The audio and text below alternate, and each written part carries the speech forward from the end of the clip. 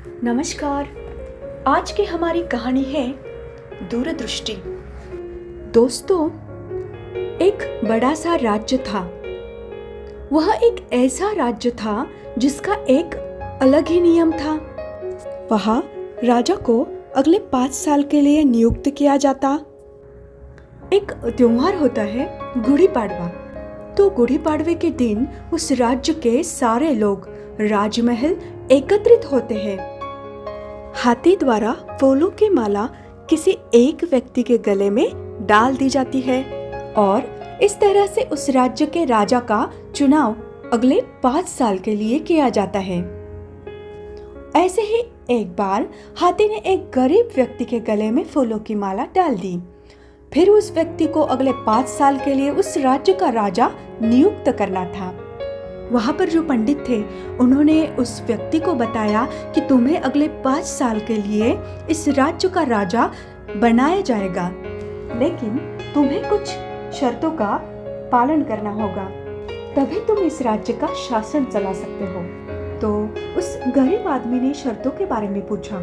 उसे बताया कि तुम इस राज्य का शासन 5 साल तक चला सकते हो।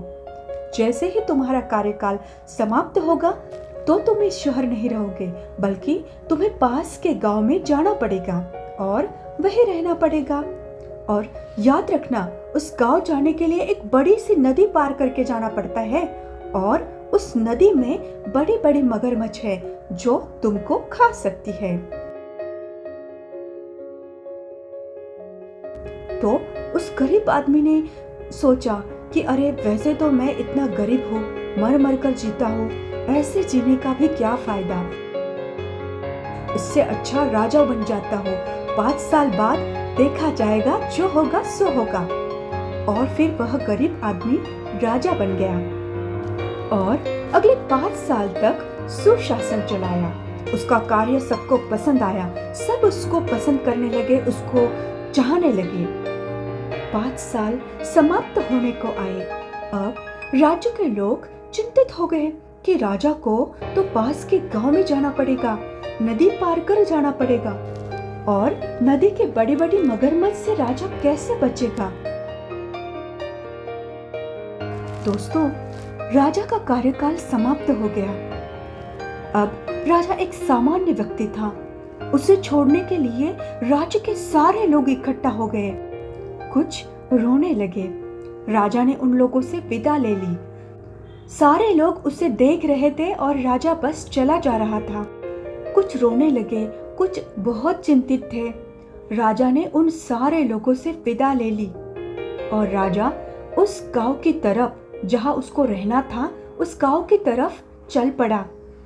वहां इकट्ठा हुए सारे लोग उसको देखते ही रह गए और राजा आराम से नदी पार कर उस दूसरे गांव में चला गया और गांव वाले सब देखते ही रह गए।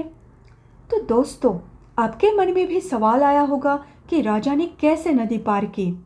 तो हुआ यूं कि जब वह व्यक्ति राजा बना था, तभी उसने उस नदी के ऊपर एक पुल बनवाना शुरू किया था और उस पुल के ऊपर से बड़ी ही आसानी से नदी पार कर ली और दूसरे गांव में जा पहुंचा। दोस्तों, दूरदृष्टि होनी चाहिए। उस व्यक्ति के पास दूरदृष्टि थी कि राजा बनने के बाद वह कुछ न कुछ अवश्य करेगा। और उन पंडितों की दूरदृष्टि हमें नजर आती है, जिन पंडितों ने राजा बनने के लिए ऐसी शर्त रखी। धन्यवाद।